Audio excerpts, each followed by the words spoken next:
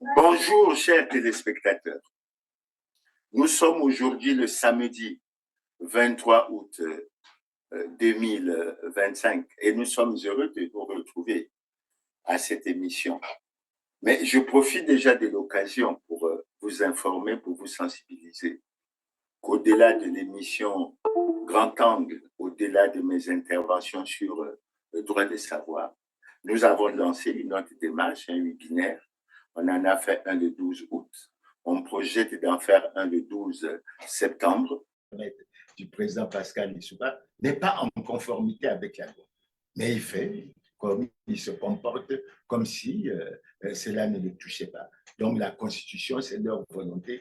Et j'ajouterai à ça le fait que le président de la République, Denis Sassou Nguesso, n'est pas en conformité avec la loi. Et sur ce point, je tiens à être clair, parce qu'il n'est pas en conformité avec les lois et règlements de la République et la Constitution, tout simplement parce que depuis 2002, il n'a jamais déclaré son patrimoine. C'est sur ces mots que je voulais terminer ces propos liminaires. Et je pense que nous aurons l'occasion d'avoir un échange très, très intéressant. Merci. Merci, M. Clément Mirassa. Je pense qu'il y a M. Georges Goma qui souhaiterait poser une question.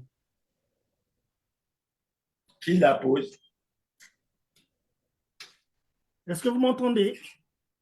Oui, on vous entend. Je vous entends très bien. Bonjour, M. Clément Mirassa, et bonjour à l'assistant. Bonjour, monsieur. Oui, une assistante derrière vous. Merci de nous offrir cette occasion d'échanger avec vous. Vous êtes un acteur prominent sur la scène politique au Congo. Les Congolais ont pris l'habitude de vous écouter, de vous voir et de cerner un peu votre vision politique. Je pense que cela va sans dire. Alors, la toute première question que je vais vous poser là, et je me permettrai de poser la deuxième. Mais répondez d'abord à cette première question. Est-ce que vous pensez que le régime au Congo-Brazzaville est un régime démocratique? La question semble simple, mais j'ai besoin d'une réponse à cette question. Est-ce que nous sommes face à un système démocratique au Congo-Brazzaville? Merci bien, monsieur Goma-Georges, pour la question. Mais la réponse est toute simple. Il suffit de se référer à l'indice de démocratie, qui est calculé au plan mondial.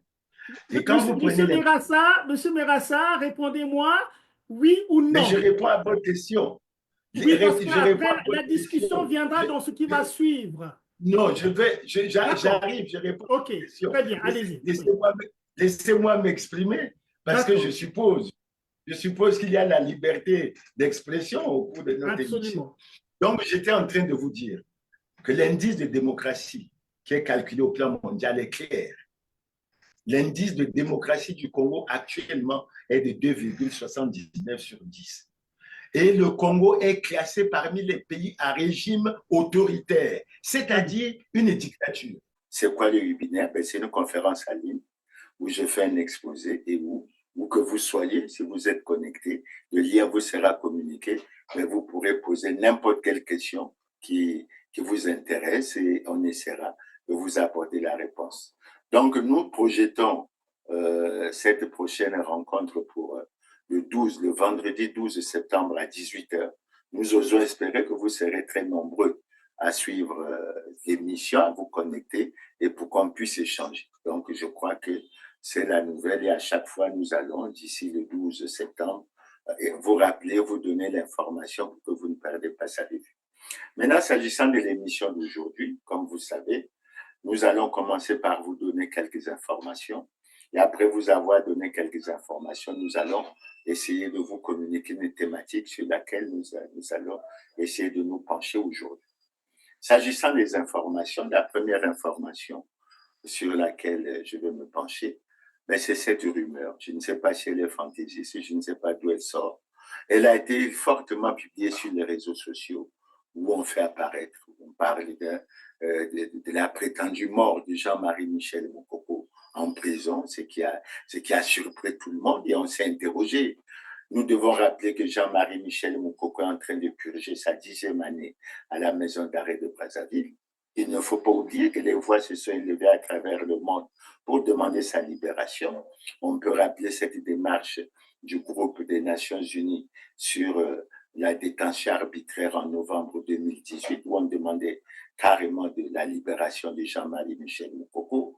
On peut rappeler cette démarche qui a été entreprise, telle qu'il avait dit lui-même à l'époque par M. Yves Le Drian, qui était à l'époque ministre de l'Europe et des Affaires étrangères de la République française, qui avait parlé, selon lui-même, au président Sassou en des termes forts pour demander la libération de Jean-Marie Michel Moukoko et des autres prisonniers politiques. Nous pensons évidemment à André Okombi Salissa et à un certain nombre d'autres.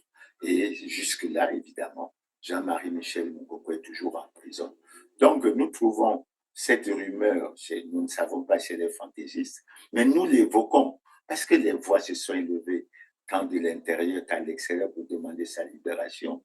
Il vous souviendra qu'à un moment donné, la société civile avait même envisagé une marche pour demander sa libération. À l'époque, avec Claudine Mounari comme président de la Fédération de l'opposition, nous avons fait une marche pour demander justement la libération des prisonniers politiques.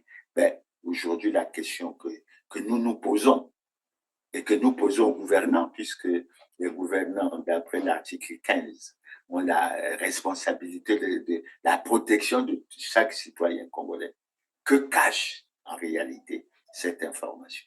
Et je crois que c'est cette question qui est fondamentale, qui est extrêmement importante. La deuxième information sur laquelle nous allons nous pencher, c'est que je vais vous rappeler que le 22 juillet dernier, nous avons vu, après, semble-t-il, des informations qui ont circulé sur les réseaux sociaux, qu'il devait y avoir une marche le 10 juillet, etc., à cause de la misère des Congolais, de la souffrance et autres. Et nous avons tous appris d'abord que Maître Bob Kaben Masuka avait été détenu à la CID. Il a été détenu pratiquement pendant une quinzaine de jours. Et après, avec 6 personnes, dont, dit-on, 2 Centrafricains, ils ont été déférés à la maison d'arrêt. La situation telle qu'évoquée par le procureur de la République faisait état d'une situation, d'une menace extrêmement dangereuse sur la sécurité de l'État, sur la paix et la tranquillité. Et il a surtout insisté également sur le fait que c'était un cas de flagrance. Et je crois, je ne suis pas juriste, mais je crois que lorsqu'il s'agit d'un cas de flagrance, le procès ne devrait pas durer. Et aujourd'hui, les Congolais se souhaitent ardemment, vivement, que ce procès puisse avoir lieu. Pourquoi? Parce que assez souvent, on a constaté dans le pays qu'il y a une véritable traque des opposants, qu'il y a véritablement une certaine attitude qui fait que les opposants sont traqués, mais il y a des autres citoyens qui posent des actes parfois très, très délicats à l'endroit de l'État et de la société, mais qui sont en liberté et qui jouissent pleinement de la. Donc, pour ce qui est de l'arrestation de Maître Bob Kaben Masuka, nous souhaitons ardemment, puisqu'il s'agit d'un cas de flagrant délit, que le procès puisse avoir lieu immédiatement, je suppose. Je ne suis pas juriste, mais je suppose que dans un cas de flagrance, les preuves sont établies, les faits sont là, et on peut aller effectivement vers le procès et ça ne devrait pas poser de problème. La troisième information vers laquelle je vais me tourner, c'est la situation de notre compatriote Lassi Buti, qui, vous savez, dans une situation difficile, puisqu'il avait été enlevé au mois de mai. Après, on avait retrouvé son corps. Et on l'avait retrouvé dans des conditions extrêmement difficiles au niveau de la rivière Matoukou, à Poto-Poto. Et évidemment, lui-même, il avait pu s'exprimer. Il avait parlé des traitements dégradants, des tortures, vraiment de la maltraitance qu'il avait subie, qu'il se sentait très mal et qu'il avait besoin des soins appropriés, etc. Mais il sentait toujours sa sécurité était terriblement menacée, de sorte qu'il avait pris un certain nombre de dispositions. Alors, nous avons été surpris lorsque le Premier ministre a accordé son interview à RFI avec Boisbouvier. Et lorsque la question a été posée, j'ai le texte sous les yeux, nous avons été choqués, terriblement choqués, d'entendre le Premier ministre parler d'une affaire de légende, alors qu'il a vu les images, les vidéos faites par Lassy Bouti, les révélations qu'il a faites, comme quoi il a reçu des piqûres, on ne sait pas de quoi. On a même déclaré ouvertement qu'il a été empoisonné. On lui a arraché des dents avec des tenailles. Il avait mal, et il a mal, puisqu'il est toujours très mal en point. Il a mal partout, des chaleurs, des étouffements, un certain nombre de choses. Et nous, on s'est posé la question, quelle est cette méchanceté? Quel est ce manque d'amour? Quel est ce manque d'humanité qui peut permettre à un Premier ministre chef du gouvernement, au lieu de se préoccuper de sauver la vie et de sortir Lassy Bouti de la situation dans laquelle il se retrouve, parce que conformément à l'article 15 de notre Constitution, on dit que tous les Congolais, les citoyens congolais sont égaux devant la loi et ils ont droit à la protection de l'État. Quelle est l'interprétation que le Premier ministre, en tant que juriste, se fait de ce qu'on appelle la protection de l'État quand il s'agit d'un citoyen? De surcroît, un citoyen opposant politique qui s'était déjà déclaré candidat à l'élection présidentielle. Opposant politique Lassym Bouiti du Parti Les Socialistes, le 11 mai dernier, quelques jours après l'annonce de sa candidature, il a été enlevé chez lui par des hommes armés encagoulés, puis tabassé pendant 9 jours avant d'être relâché. Est-ce que ce n'est pas le signe qu'il règne aujourd'hui à Brazzaville une violente campagne d'intimidation contre certaines personnalités qui voudraient compétir l'année prochaine? Si on me cite un seul établissement sanitaire qui avait reçu M. Lassym Bouiti, même de passage, même en hospitalisation de jour, parce que pour avoir été tabassé tel que cela nous est rapporté, ça veut dire qu'il n'a eu la vie sauf que lorsque les soins lui ont été apportés. Il faut donc qu'on me cite un seul établissement sanitaire par lequel M. Lassym Bouiti est passé. Ou encore qu'on me cite un seul établissement de police, de gendarmerie, dans lequel M. Lassym Bouiti a séjourné. S'il n'y a aucune information à ce sujet, bon, je considère tout le reste comme étant une légende. De 2026, c'est extrêmement grave. Et nous considérons, nous condamnons les propos que le Premier ministre a utilisés parce que nous les considérons comme à la fois intolérables et inacceptables. Et de surcroît, nous considérons que le Premier ministre, le gouvernement dans son entièreté, qui sait que cette affaire devait et doit faire l'objet d'une enquête spéciale, parce que nous avons tous appris qu'il a été enlevé chez lui à travers sa famille, qu'il a été enlevé chez lui par des hommes cagoulés, armés. Et il a disparu pendant près d'une dizaine de jours. Et ça ne préoccupe pas les membres du gouvernement. Ça ne préoccupe pas le Premier ministre qui vient parler de légendes, comme pour se moquer des Congolais, comme pour se moquer des opposants, parce que ce traitement, il le réserve généralement aux opposants. Non, non, non. C'est véritablement inacceptable. C'est véritablement admissible. Et nous souhaitons ardemment que le Premier ministre puisse mener les démarches où que Lassy Bouiti se trouve pour que le gouvernement s'occupe de la situation de M. Lassy Bouiti et de sorte de la situation critique, dramatique dans laquelle il se trouve au plan de la santé. Parce que vous savez, quand vous avez un poison dans le corps et que c'est reconnu, déjà, du point de vue du moral, vous êtes vous-même atteint et ce n'est véritablement pas très sérieux.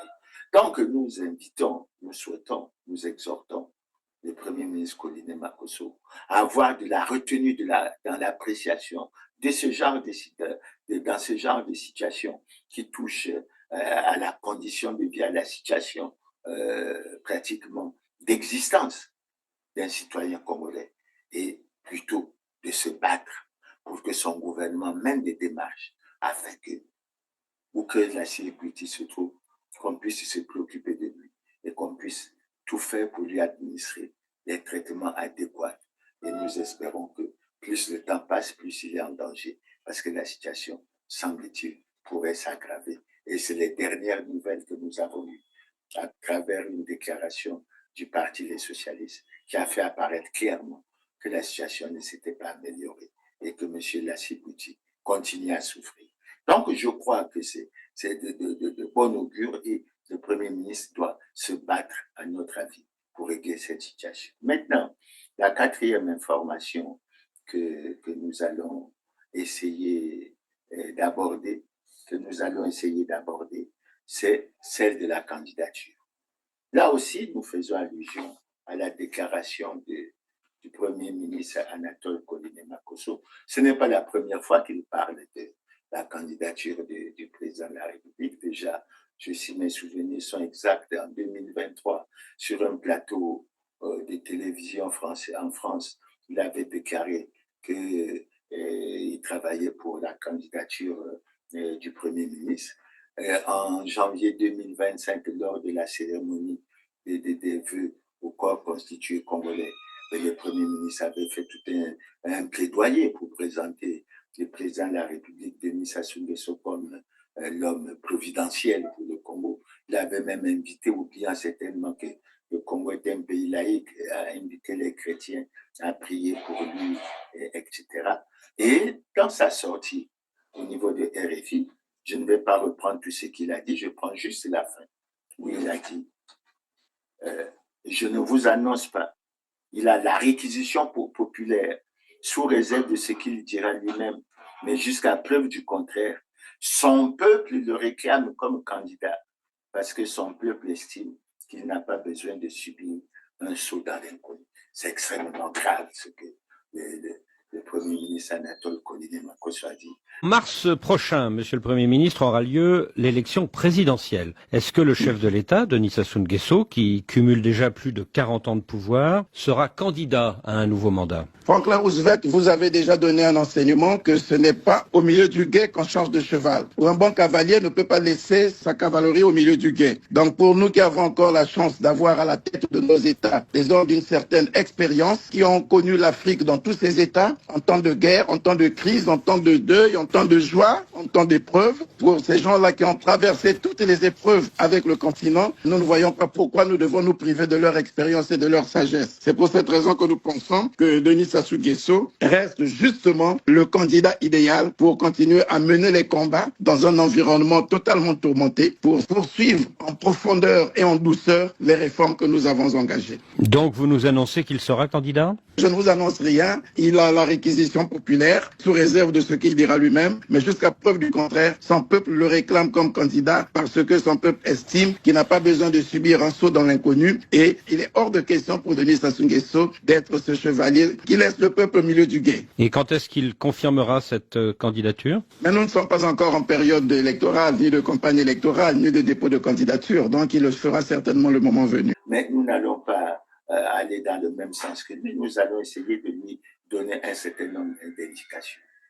La première indication que nous allons lui donner, c'est que le peuple congolais, c'est que le président Denis Sassou Nguesso est dans une situation délicate et manifeste d'incompatibilité constitutionnelle. Et je crois qu'il faut que l'on s'en rende compte. La deuxième information que je vais donner, c'est que le président Denis Sassou Nguesso avec le PCT ont conduit le pays à la ruine et les Congolais à la misère et à la souffrance. Et ça, je crois aussi qu'on ne peut pas ne pas le rappeler et le dire assez vertement. La troisième chose également, c'est de dire au Premier ministre Anatole Koliné-Makosso, en liaison avec ce que nous avons dit antérieurement, que le président de la République a pratiquement violé le serment qu'il a prêté de respecter et de faire respecter la Constitution, d'une part, et d'autre part, de garantir la paix et la justice à tous. Sous d'autres cieux, c'est des situations extrêmement graves qui entraînent pratiquement la destitution d'un chef d'État, à condition que le Parlement, notamment le Sénat et l'Assemblée nationale, puissent en juger l'importance et l'ampleur. Mais au Congo, ça se passe comme, je ne sais, on considère ça comme un fait anodin, etc., ce qui n'est pas du tout acceptable. Et à mon avis, on devrait s'y pencher sérieusement. Maintenant, pour le reste, il faut ajouter avant de clore ce chapitre qu'il y a un fait qui est extrêmement important, qui est très dangereux même pour l'avenir du pays.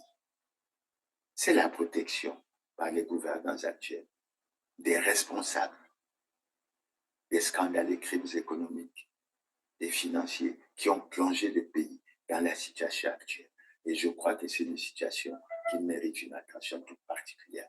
Maintenant, en dernière information, nous sommes très heureux de donner l'information, mais je crois que les téléspectateurs la connaissent déjà. En mai dernier, il y a un décret présidentiel qui a été pris pour nommer les membres du Conseil supérieur de la liberté de communication, qui est une institution extrêmement importante, mais nous profitons de l'occasion pour rappeler toujours un problème dans ce domaine-là. C'est que les opposants, sinon les partis de l'opposition, sont pratiquement interdits de passage sur les médias d'État qui sont devenus la propriété du Parti congolais du travail, qui n'est pas en conformité avec la loi et de tout ce qui tourne autour du Parti congolais du travail, majorité présidentielle et autres, etc. Mais nous avons constaté qu'après la nomination qui a été faite en mai dernier, le président de la République a nommé M. Gérard Milandou Tsonga comme président de cette institution. Et il y a eu la prestation de serment de 13 août devant la Cour suprême, etc. Et nous avons été très heureux que le même jour, il y ait eu la passation des services entre le président sortant, Philippe Mvo, et puis le nouveau entrant, à savoir Médard Milandou Tsonga. Mais il y a quand même quelque chose que nous devrons relever, puisqu'assez souvent nous revenons là-dessus. Et quand nous revenons là-dessus, les gens ils sont sûrs. Nous revenons sur quoi? Mais ils ont prêté serment. En prêtant serment. Mais ils ont juré de servir loyalement, avec impartialité, en respectant la Constitution et les lois et règlements de la République. Je jure de remplir loyalement mes fonctions. C'est par un acte de serment symbolique devant le ministère de la Communication et des Médias que le nouveau président du Conseil supérieur de la liberté de communication et ses membres ont manifesté leur engagement à remplir avec abnégation la noble mission qui leur est confiée. Conformément au texte régissant cette institution, le procureur général de la Cour suprême a par ailleurs rappelé à cette nouvelle équipe l'importance de respecter les missions qui lui sont assignées. Il s'agit de garantir aux citoyens le libre accès à l'information et à la communication. Veiller à l'accès équitable des partis et groupements politiques, des syndicats et des associations à l'audiovisuel public.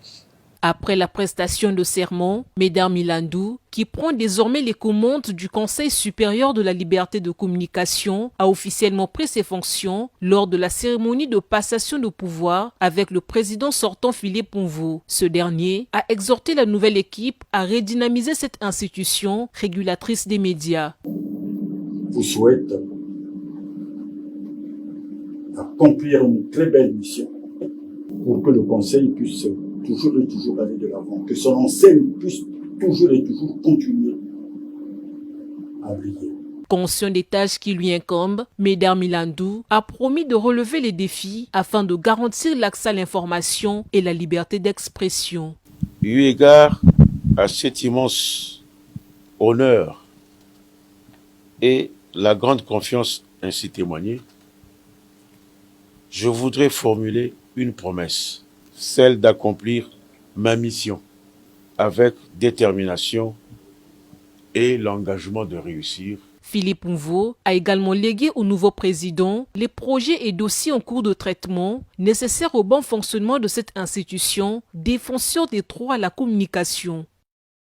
Et nous ne l'avons pas souvent fait dans le passé, mais nous les relevons aujourd'hui. Pourquoi? Mais parce que le jour même où il prête serment, il viole la Constitution. Il viole la Constitution, pourquoi? Mais parce que il n'y a pas eu de déclaration de patrimoine. Il n'y a pas eu de déclaration de patrimoine. Et quand nous nous référons à la Constitution, notamment dans son article 55, quand nous prenons la Constitution dans son article 55, nous préférons avoir le document sous nos yeux pour que les gens ne soient pas surpris que nous ne nous trompons pas dans l'interpellation. Il est dit ceci. Tout citoyen élu ou nommé à une autre fonction publique est tenu de déclarer son patrimoine lors de sa prise de fonction et à la cessation de celle-ci, conformément à la loi.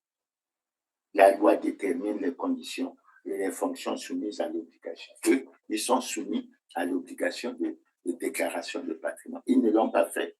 Mais si nous allions plus loin, nous n'allons pas faire de commentaires sur la loi, puisque nous allons y revenir tout à l'heure, relative à la déclaration de patrimoine.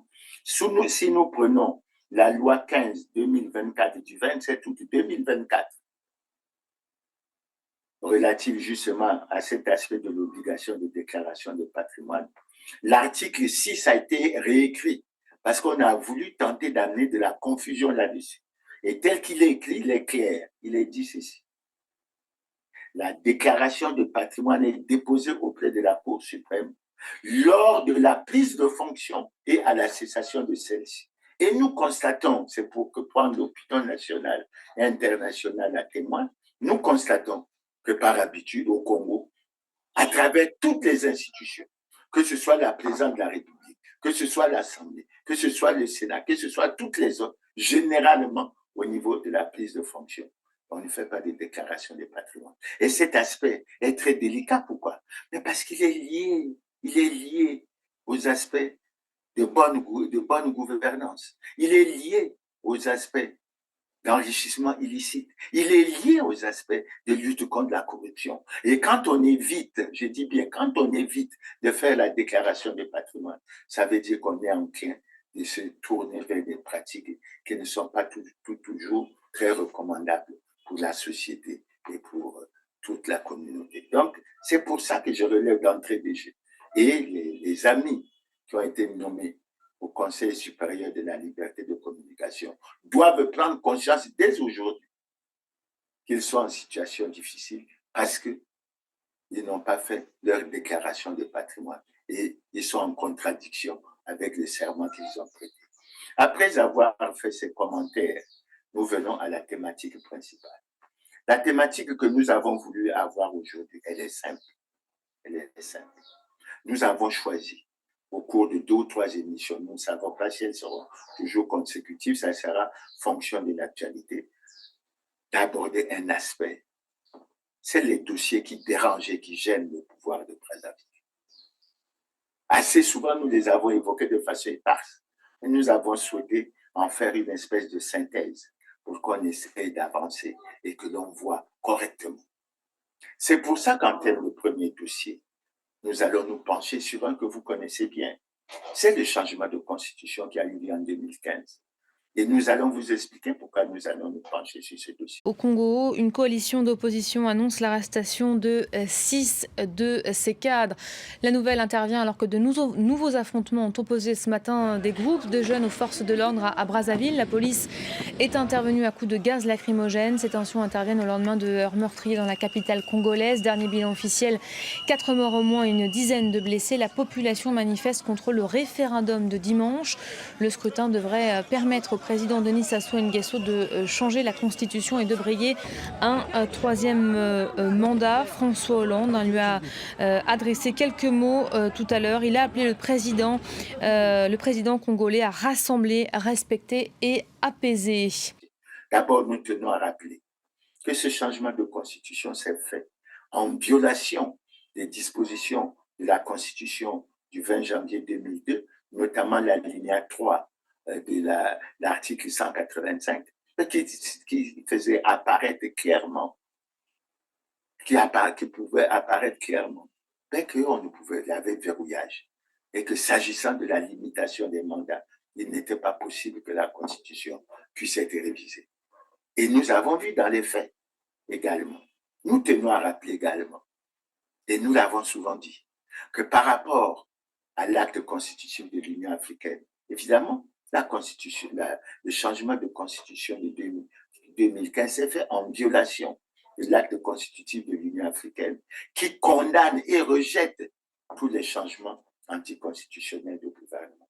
Ça s'est fait également en violation pratiquement de la charte africaine de la démocratie, des élections et de la gouvernance, qui dans l'une de ses dispositions fait apparaître clairement que tout amendement, toute révision de constitution ou des instruments juridiques tendant tendant à porter atteinte à l'alternance démocratique est un acte anticonstitutionnel,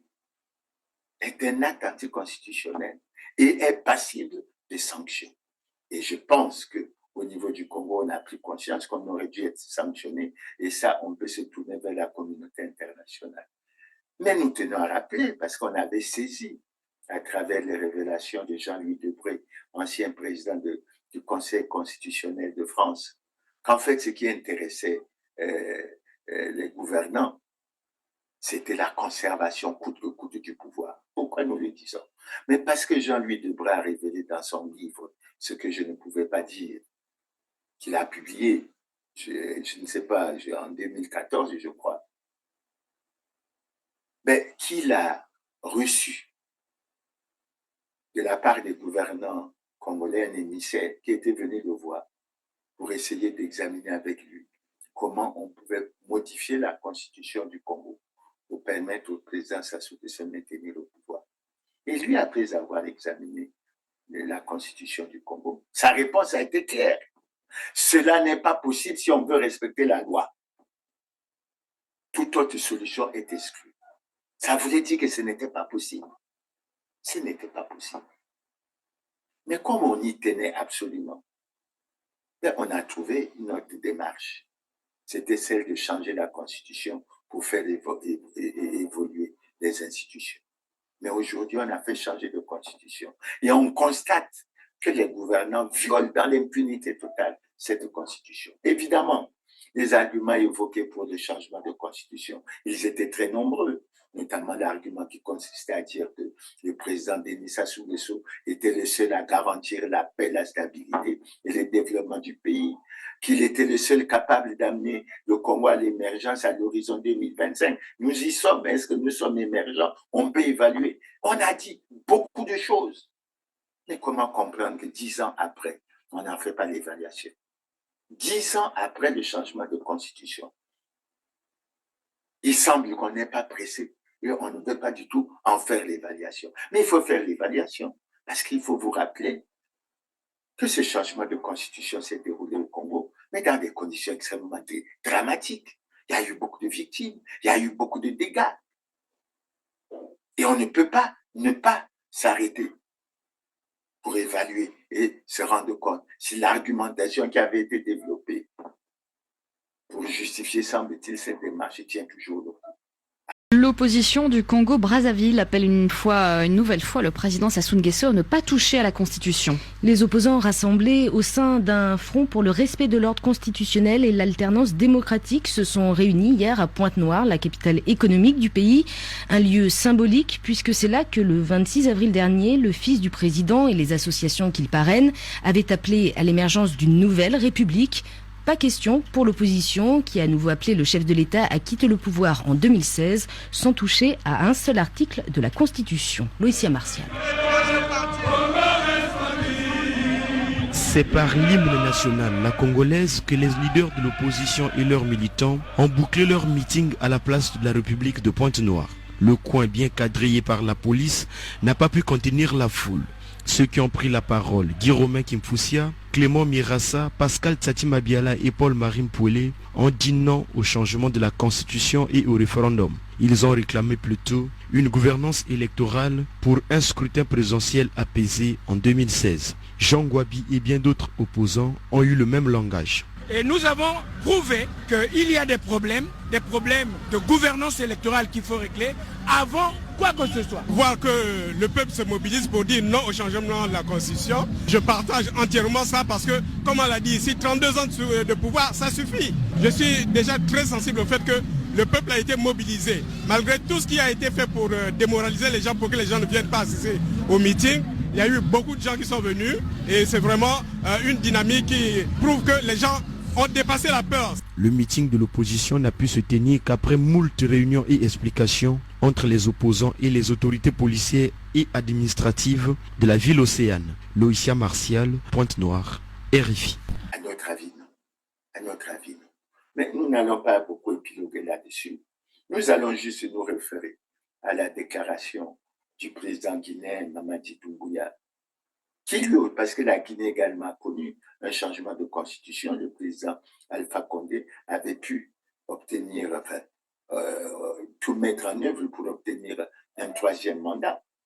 Il a été renversé par le président Mamadi Doumbouya, qui, lors de la 18e session de l'Assemblée générale des Nations unies, a déclaré que le putschiste, ce n'est pas seulement celui qui prend les armes pour renverser un régime, que les vrais putschistes, les plus nombreux, qui ne sont pas dénoncés par la communauté internationale, mais ce sont ceux-là qui trépassent toutes les constitutions, qui, pour demeurer éternellement au pouvoir. Et je crois qu'aujourd'hui, les Congolais doivent réfléchir. Ils doivent se pencher sérieusement sur ce problème et s'interroger. Parce qu'il faut que nous tirons des leçons pour l'avenir. Moi, je suis personnellement, je le dis franchement, pour que nous ayons une constitution dans laquelle le mandat présidentiel sera de 5 ans. Un mandat présidentiel de 5 ans, une fois renouvelable. Et il faut que nous ayons dans cette démarche, mais que nous retenons un principe essentiel, celui de l'alternance démocratique, qui est extrêmement importante dans une démocratie. Vous croyez que les Bill Clinton, les Barack Obama, les autres, les George Bush, ils ont quitté le pouvoir parce que leur bilan était mauvais? Non. Mais parce qu'il y a des principes qu'il faut respecter. Et au Congo, il faut renoncer à cette démarche de présidence à vie. Des présidents qui sont là pendant près de 40 ans, qui après 40 ans veulent y demeurer. Ce n'est pas du tout acceptable, surtout lorsqu'on se tourne vers le bilan et qu'on se rend compte qu'en réalité, le bilan se résume en quelques phrases. Ruine du pays, misère et souffrance des Congolais, catastrophe un peu partout, endettement, etc., chômage des jeunes. Mais on aura l'occasion de revenir sur ce bilan et on aura l'occasion de nous y pencher sérieusement. Le deuxième dossier que nous voulons évoquer dans ce cadre, c'est un dossier que vous connaissez bien. Je crois que vous avez dû être surpris quand je ne l'ai pas abordé d'entrée de jeu. C'est la situation des accords entre le Rwanda et le Congo. Et je rappelle aux uns aux autres qu'en 2021 et en 2022, le Congo a signé une quinzaine d'accords avec le Rwanda portant sur beaucoup de domaines, y compris, puisque là-dedans, on a un accord sur la coopération militaire et technique, on a un accord cadre de partenariat économique, de promotion et de protection des investissements. J'insiste sur ces 2 accords parce qu'au-delà de leur importance, ils n'ont jamais reçu l'autorisation de ratification du Parlement. Dernier jour ce mercredi du voyage du chef de l'État rwandais au Congo. Une visite de 72 heures au cours de laquelle Paul Kagame, dont la dernière venue remontait à 2016, a rencontré son homologue congolais. Les 2 dirigeants ont convenu de plusieurs accords de coopération touchant divers domaines, 8 au total, couvrant notamment les mines et la formation qualifiante, mais aussi les secteurs culturels et sportifs, sans oublier l'agriculture. Sur ce dernier point, Kigali et Brazzaville ont notamment signé une convention des terres arables pour la culture maraîchère et établi 2 mémorandums d'entente. Après avoir estimé que le niveau des relations économiques entre les 2 pays ne reflétait pas l'étendue et la profondeur des engagements pris en 2010 et 2011, les dirigeants rwandais et congolais ont invité leurs gouvernements respectifs à s'employer rapidement à l'élaboration de plans d'action en vue d'exécuter sans délai les accords déjà signés. Les 2 chefs d'État se sont enfin accordés sur l'élargissement et l'approfondissement du champ de coopération entre leurs pays au profit des citoyens. Plus largement, Paul Kagame a dit vouloir renforcer les relations avec les pays d'Afrique centrale, non seulement dans le domaine de l'économie, mais également dans celui de la lutte contre l'insécurité. Bon, bref, beaucoup de choses ont été dites sur ces accords. Et nous allons essayer d'y revenir sur les aspects qui ont retenu notre attention. Le premier aspect qui a retenu notre attention, c'est que nous avons vu à travers les médias que le 27 juillet 2021, l'ambassadeur du Rwanda au Congo a rencontré le ministre congolais chargé des affaires foncières pour lui demander les actes fonciers pour les terres que le gouvernement congolais avait données au Rwanda dans le cadre de la coopération sud-sud. Et d'après toujours ces mêmes médias, le ministre congolais aurait réagi en disant qu'il ne ménagerait aucun effort pour que ces documents puissent être obtenus dans les meilleurs délais. Mais lorsqu'on est rentré dans les débats sur ce sujet, mais le gouvernement a complètement nié. Le gouvernement a complètement nié. Il n'y avait pas de telle démarche. Est-ce que l'ambassadeur rwandais avait rêvé? Qu'est-ce qu'il avait fait? Bon, visiblement, pour le gouvernement congolais, ça n'existait pas. Mais nous avons noté que l'ambassadeur rwandais avait mené la démarche. Le deuxième aspect sur lequel nous voulons revenir sur cet aspect, mais c'est lorsque le 30 mars 2024, sur la chaîne nationale de télévision rwandaise, il est annoncé qu'il y a eu une délégation des membres du secteur privé rwandais qui se sont rendus au Congo du 4 au 8 mars et qui, au Congo, ont découvert 2 sites de terrain d'une superficie cumulée de 980 km², que le Congo a donné au Rwanda. Ce qui veut dire que le Congo a accepté qu'il y ait 2 enclaves rwandaises sur le territoire congolais et que c'était devenu la propriété du Rwanda. Et nous étions très surpris de voir les opérateurs économiques rwandais intervenir pour décrire l'aspect fertilité de ces terres, qu'ils vont y planter du soja, du piment, etc. Et qu'ils vont y faire de l'agriculture, etc. Bonjour et bienvenue à la grande édition de la télévision. Nous sommes le 30 mars dernier. Un reportage de la télévision rwandaise crée une panique au Congo. Le Congo-Brazzaville a offert au Rwanda des terres plus grandes que la ville de Kigali pour être exploitée. Les journalistes racontent comment les Rwandais vont prendre possession et exploiter des terres au Congo pour leurs activités agricoles. 2 terrains qui appartiennent désormais au Rwanda avec une superficie combinée de 980 km². Nous avons fait une étude de faisabilité et ce projet est désormais en cours, mais il ne fait aucun doute que le marché est une véritable potentialité. Des terres offertes au Rwanda, l'affaire fait grand bruit, inquiète fortement les populations, notamment celles des départements cités, Poul, Bwenza, Kwilu, Nyari. Tout démarre d'un rapprochement entre Congo et Rwanda avec ces rencontres entre les présidents Sassou et Kagame en 2022. Des accords cadres sont signés, tels que celui-ci. Il prévoit la possibilité de réaliser des contrats entre les 2 pays. Celui-ci a été signé entre les 2 ministres de la coopération internationale. L'exploitation de terres serait donc le premier cas concret. Scandale sur place, les agriculteurs locaux ne veulent pas céder leurs parcelles au Rwanda. Nous ne sommes pas satisfaits. Si cette compagnie qui a envie de venir, c'est une compagnie rwandaise ou pas? Si c'est une compagnie rwandaise, on ne peut pas accepter. Évidemment. Cette question a soulevé un grand tollé au Congo.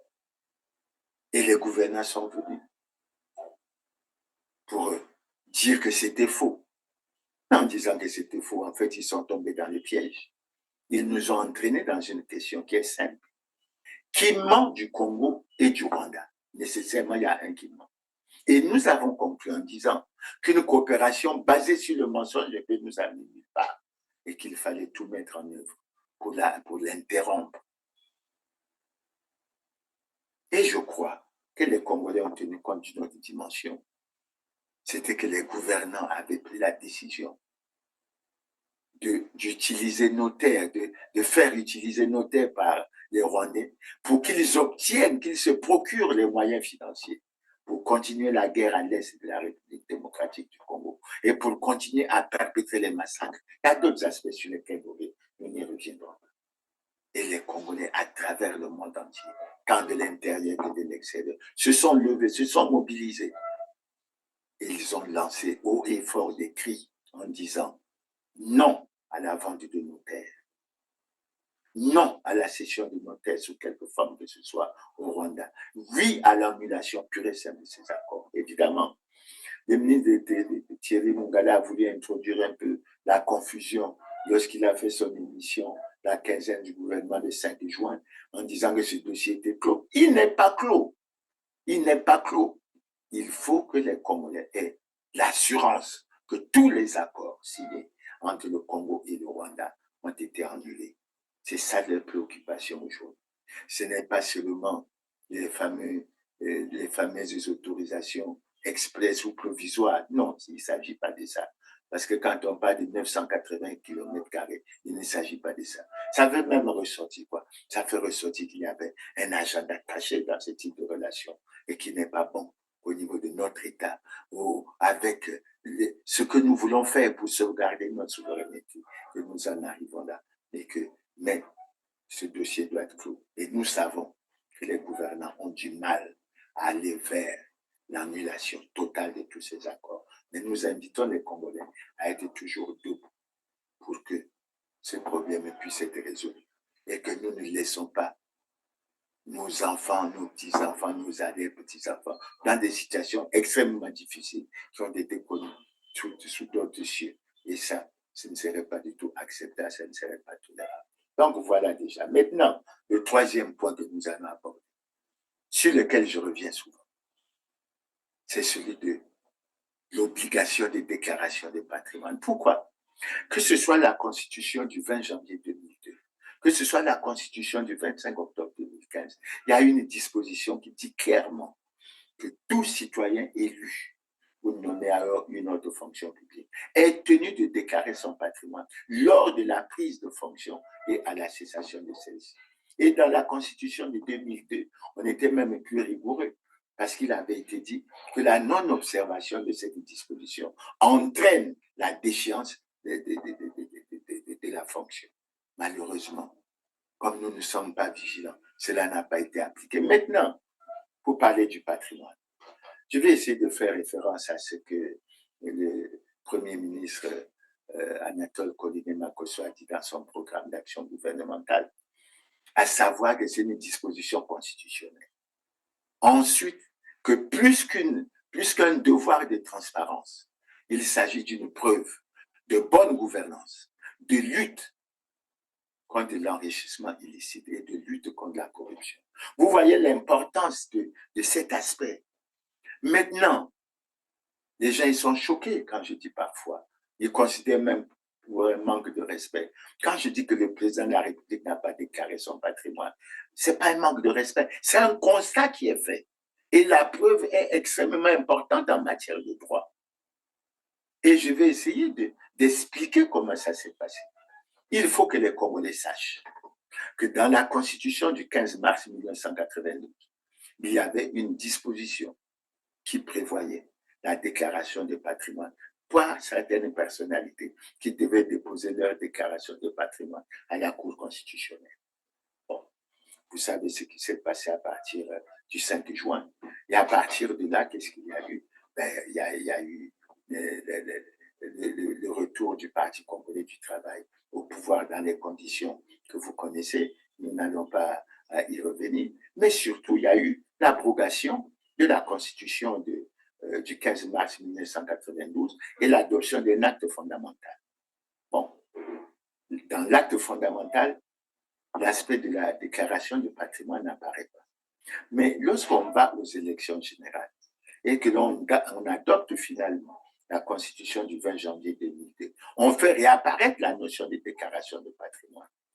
Et on dit clairement que les nouvelles institutions doivent se conformer à la Constitution du 20 janvier 2002. Et ce qu'on n'a pas compris justement, c'est que ce soit au niveau des institutions, notamment l'Assemblée, notamment le Sénat, cela n'a pas été respecté d'entrée de jeu. Cela n'a pas été respecté au niveau de la présidence de la République. De sorte qu'après l'élection présidentielle, lorsque le président prête serment le 14 août 2002, mais il ne fait pas de déclaration de patrimoine. Et j'attire l'attention des Congolais qui tergiversent assez souvent là-dessus. Parce que la déclaration de patrimoine, lorsqu'elle est faite, il y a une trace au niveau du journal officiel. Il y a une trace au niveau du journal officiel. Et on ne peut pas ne pas reconnaître cet acte. Maintenant, comment expliquer qu'il n'y ait pas eu de déclaration de patrimoine? Les gouvernants expliquent la situation en disant qu'il a manqué de textes d'application des dispositions de la Constitution. Question, qui devait prendre ce texte? Mais c'est eux qui devaient le prendre. Pourquoi ils ne l'ont pas pris? Je suis tenté de dire, pas avec méchanceté, mais qu'ils avaient besoin d'un certain enrichissement avant de se conformer à la loi. Et malheureusement, ça n'a pas été fait.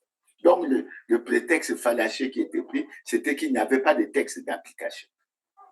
explication qui est inacceptable, qui est intolérable. D'autant que la transition était prévue pour une durée de 3 ans, mais elle en a finalement duré 5.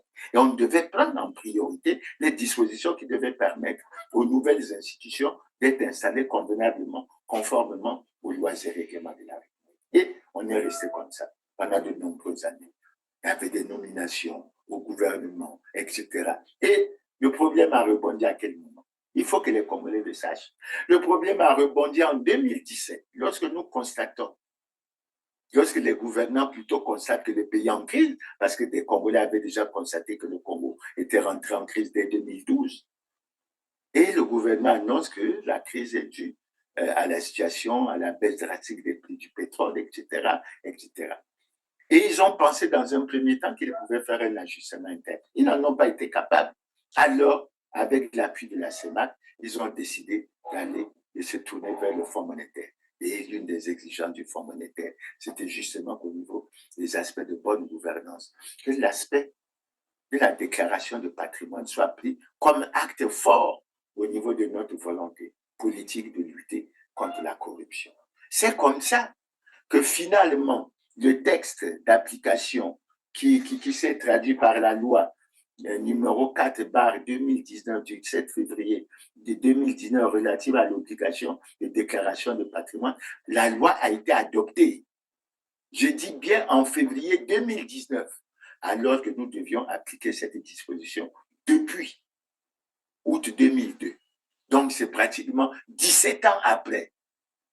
Mais il faut reconnaître qu'il y a eu une mauvaise volonté politique de se conformer à la Constitution. Une fois que la loi a été adoptée en février, le texte d'application de cette loi a été pris en novembre.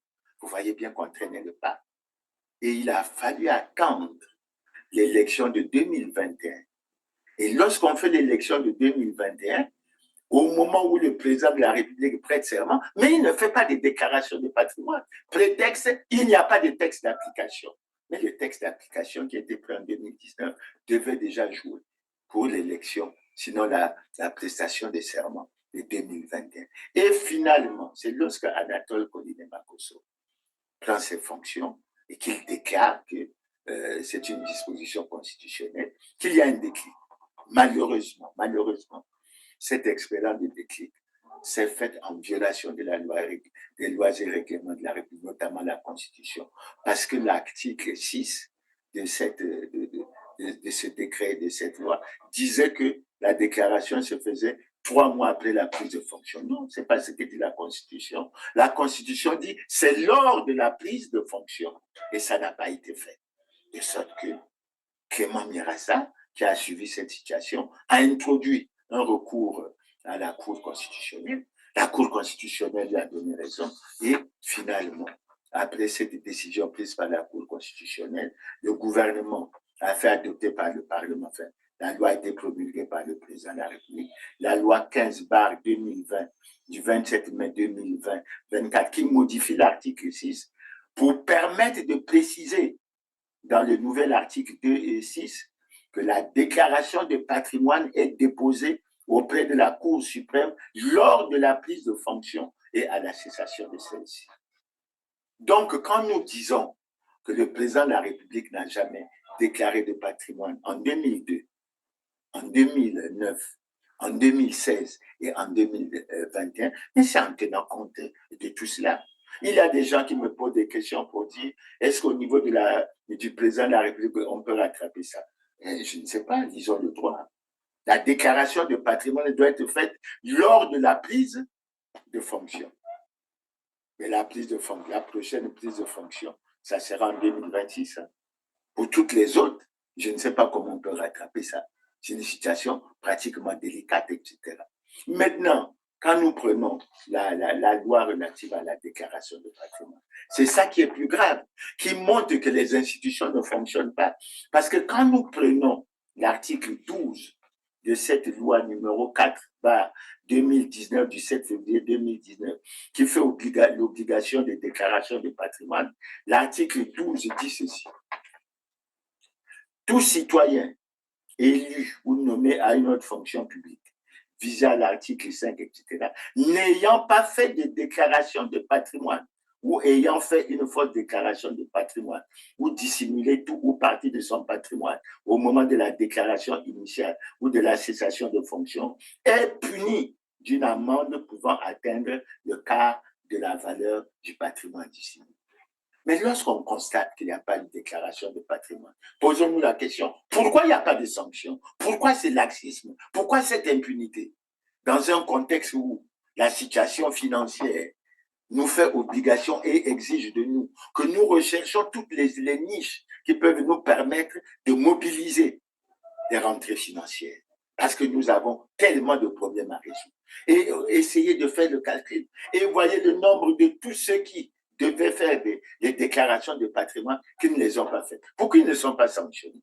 Cette complaisance est inacceptable. Elle est véritablement intolérable. Et on continue comme ça. Non, on veut continuer à être président. On veut quoi? Mais il faut respecter les lois et règlements de la République. Sinon, comment envisager? Je pense même à la lettre que le ministre Boulou a envoyée aux communautés religieuses et autres pour les embarquer, semble-t-il, dans la démarche de la paix et du vivre ensemble. Mais est-ce que nous pouvons être dans la paix et vivre ensemble si nous ne respectons pas les lois et règlements de la République? Ça se fait comment? Et pour moi qui prie, si vous n'avez pas la volonté d'appliquer les lois et règlements de la République, si vous n'avez pas la volonté d'appliquer les sanctions qui sont prévues, ça se fait comment? Donc c'est pour ça qu'assez souvent, j'ai déclaré que aucun gouvernant, aucun acteur politique, aucun responsable administratif n'a daigné depuis 2002 déclarer son patrimoine conformément à la loi. L'expérience qui a été faite en 2021 par le Premier ministre Colline Makosso n'était pas conforme à la loi.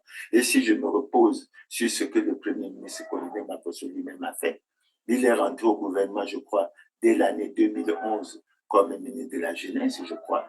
Mais de 2011 à 2021, il n'avait jamais déclaré de patrimoine. Donc, il était en situation de violation des lois et règlements de la République. Et ce sont ces aspects qui sont préoccupants et qui dérangent. Et quand on essaie de les évoquer, on a le sentiment qu'on est comme en train de vouloir attaquer des personnes, etc. Mais parce que les institutions ne fonctionnent pas bien. Et il faut amener les institutions, notamment le Sénat et l'Assemblée nationale, à jouer véritablement leur rôle de contrôle. Et je vous fais la démonstration là, qu'en matière de contrôle des actions du gouvernement. Mais il y a beaucoup de failles, etc. Mais ça, quand on regarde, ça touche à l'aspect de l'enrichissement illicite, de l'appauvrissement des Congolais et du reste. Et ce n'est pas du tout très intéressant. Maintenant, après ce troisième dossier, le quatrième dossier que nous allons aborder, et sur lequel nous revenons souvent, sur lequel nous allons revenir, etc. Pourquoi nous disons souvent que le Parti congolais du travail n'est pas en conformité avec la loi? Le premier aspect que nous évoquons, c'est celui que je viens de vous évoquer. Aucun membre du Parti congolais du travail, citoyen élu ou nommé à une autre fonction publique, n'a daigné déclarer son patrimoine conformément à la loi depuis 2002.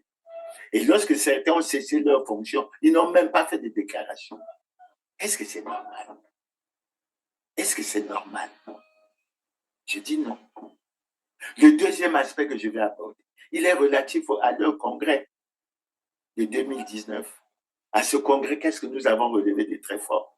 Mais c'est la déclaration du président du Sénat, qui était à l'époque secrétaire général du Parti congolais du travail et qui a présidé le 5e congrès ordinaire du PCT.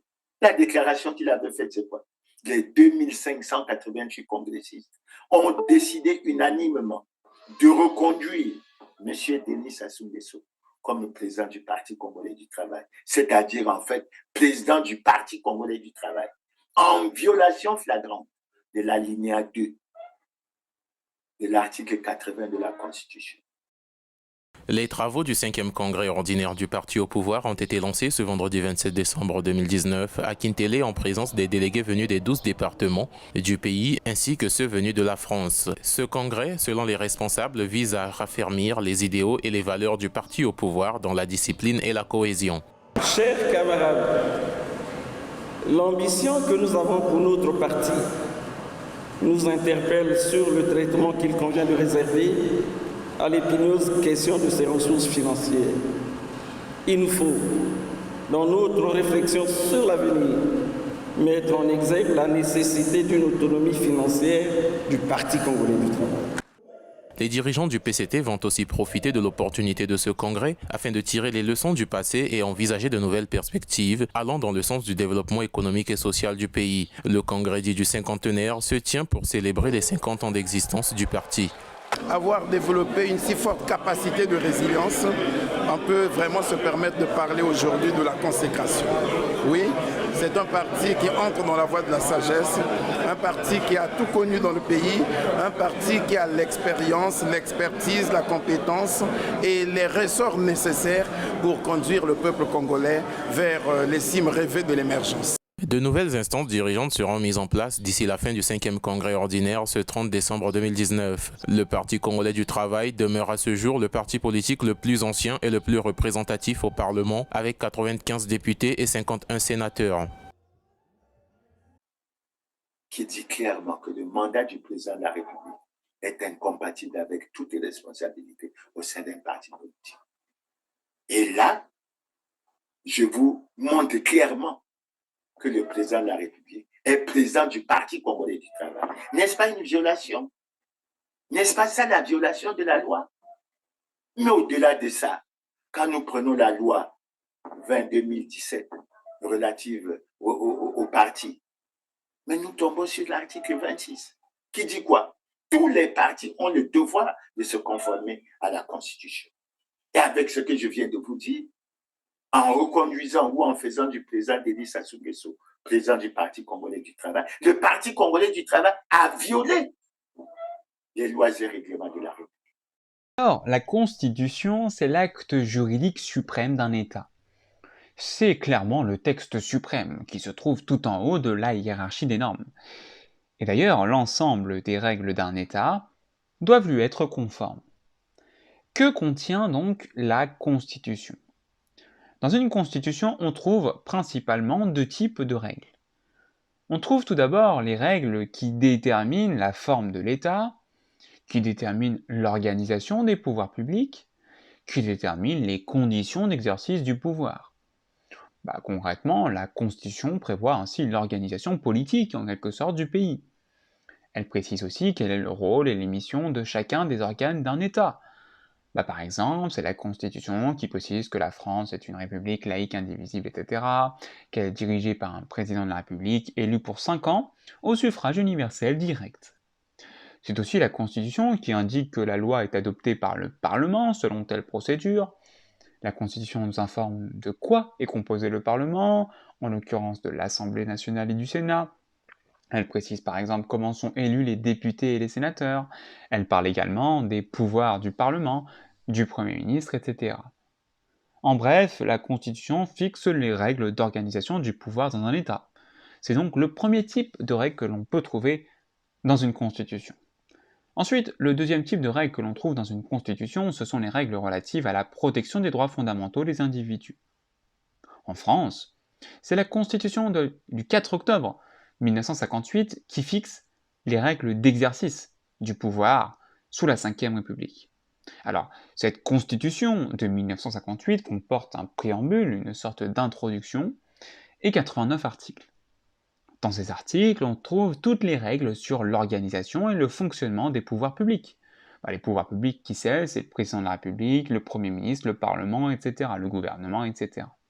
Mais dans le texte même de la Constitution, on ne trouve pas de protection, à proprement parler, des droits fondamentaux. Et c'est la raison pour laquelle d'autres textes fondamentaux, qui protègent, eux, les droits fondamentaux, ont acquis une valeur constitutionnelle grâce à la jurisprudence du Conseil constitutionnel. C'est notamment le cas de la Déclaration des droits de l'homme et du citoyen de 1789, qui consacre certains droits fondamentaux comme la liberté d'expression, le droit de propriété, etc.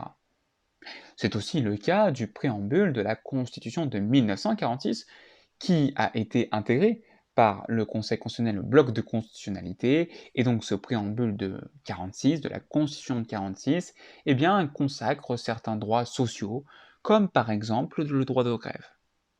Tout cela forme ainsi ce que l'on appelle le bloc de constitutionnalité. Et pour assurer le respect donc de la Constitution, de ce bloc de constitutionnalité, un contrôle est effectué par un organe particulier, le Conseil constitutionnel.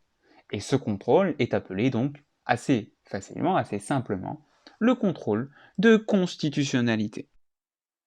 Ces lois ont été votées par un Parlement majoritairement composé par des sénateurs et des députés du Parti congolais du travail. Clément Mierassa n'a rien à voir là-dedans, il n'était pas dans les sièges de ceux qui votaient ces lois. Alors d'où vient maintenant que certains pensent que c'est fait pour l'ennemi, qu'il y a comme, je ne sais pas moi, une odeur. Il n'y a pas de complot.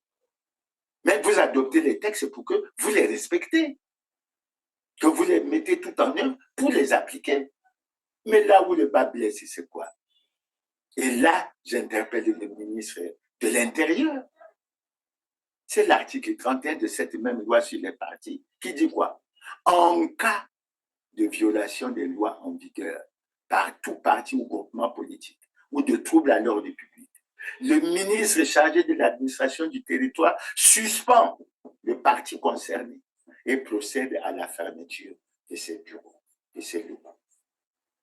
C'est clair comme l'eau de source. Maintenant, dans la réalité, j'interpelle le ministre de l'Intérieur. Est-ce parce qu'il est membre du bureau politique du Parti congolais du travail? Est-ce parce que le président de la République est président du Parti congolais du travail en violation de la loi? Mais que la loi ne s'applique pas au Parti congolais du travail. Mais c'est eux qui aiment à dire que la loi est dure, mais c'est la loi. Elle doit s'appliquer à tous dans toute sa rigueur. Pourquoi elle ne s'applique pas au Parti congolais du travail? Pourquoi cette différence? Et je rappelle que lorsqu'on prend l'article 15, on dit que tous les citoyens congolais sont égaux devant la loi et ont droit à la protection de l'État. Quel est cet État où il y a des partis qui... C'est véritablement inacceptable. Véritablement inacceptable. Et malgré le constat que l'on fait, nous allons y revenir plus tard. Chaque fois que le ministère de l'Intérieur sort un texte pour, soi-disant, déclarer les partis conformes ou non, le Parti congolais du travail est en tête de liste. Vous voyez bien que dès lors, tous ces textes sont douteux. Et ils sont soupçonnés de faux et d'usage de faux. Et je crois que c'est un aspect qui doit interpeller tout le monde et sur lequel nous devons nous y pencher. Maintenant, le dossier suivant sur lequel nous allons nous pencher, pour que les choses soient claires dans les esprits des uns des autres, c'est lorsque nous disons, et on peut répondre à la question, pourquoi nous disons que le président de la République est en situation délicate et manifeste d'incompatibilité constitutionnelle? Mais vous avez déjà un aspect que j'ai suffisamment évoqué. Le président de la République n'a pas déclaré son patrimoine. Il ne l'a pas fait en 2002. Il ne l'a pas fait en 2009. Il ne l'a pas fait en 2016. Il ne l'a pas fait en 2021. Donc, nous constatons que c'est une situation extrêmement préoccupante. Situation extrêmement préoccupante. Et dans les explications que nous vous avons données plus haut, nous avons dégagé la responsabilité, nous avons fait apparaître clairement la responsabilité des gouvernements sur cette situation, notamment sur l'aspect de la déclaration du patrimoine. Les gens me posent les questions, est-ce que cela peut se rattraper? Mais je vous ai pris le texte, notamment l'article 6 de la dernière version. La déclaration du patrimoine se fait lors de la prise de fonction et lors de la cessation de la fonction. Vous voyez bien. Est-ce que ça peut se rattraper? Je dis, relisons les textes, prenons les textes et ayons le courage de voir un certain nombre de choses. Donc, sur cet aspect, je crois que les choses sont claires. Le deuxième aspect, parce qu'il y a beaucoup d'aspects qui peuvent être creusés, le deuxième aspect sur lequel nous revenons s'agissant du président de la République, c'est que nous disons clairement, Le président de la République ne peut pas être le président du Parti congolais du travail. L'alinéa 2 de l'article 80 de la Constitution est très clair sur la question. Très clair sur la question. Et de surcroît, nous développerons cela plus tard. Mais le président du Parti congolais du travail ne peut pas organiser des élections libres, crédibles, transparentes, démocratiques et apaisées. Ce n'est pas possible. Nécessairement, il y aura comme une volonté de monter en place un système acquis au Parti congolais du travail pour faire en sorte qu'on agisse pour la conservation du pouvoir. Et c'est ce qui s'est fait. Je vous ai pris un exemple, par exemple, que dans la nomination des préfets, et vous en avez beaucoup qui sont des membres du comité central du Parti congolais du travail, qui ont pris part au congrès, donc qui ont conduit, qui ont fait partie de ceux qui ont reconduit le président Denis Sassou Nguesso comme président du comité central du Parti congolais du travail. Est-ce que ceux-là, ils peuvent franchement agir pour qu'il n'y ait pas la conservation du pouvoir? Je dis non. Il ne faut pas que nous soyons naïfs à ce point. Ce n'est pas possible. L'autre aspect que nous allons aborder s'agissant du président de la République, c'est que dans le serment qu'il a prêté, mais il a prêté entre autres le serment de garantir la paix et la justice à tous. Et nous avons le sentiment, lorsque nous disons que les gouvernants ont pris la responsabilité de protéger les responsables des scandaleux crimes économiques et financiers qui ont plongé le pays dans la crise, ben, on ne peut pas ainsi garantir la paix et la justice à tous. Ce n'est pas possible. On a concédé le Premier ministre. Monsieur le ministre, si vous avez les ministres qui ont failli, mais demandez leur départ auprès du président de la République. 5 minutes. Oui, monsieur le président, s'il vous plaît, je vous en prie, vous avez dit à l'unité mécanique, j'en ai qu'une seule, mais laissez-moi sur ça. C'est dramatique. Quelles sont les perspectives pour comment l'histoire que le président on parle des accords avec le FMI d'ici à ça, surtout qu'ils sont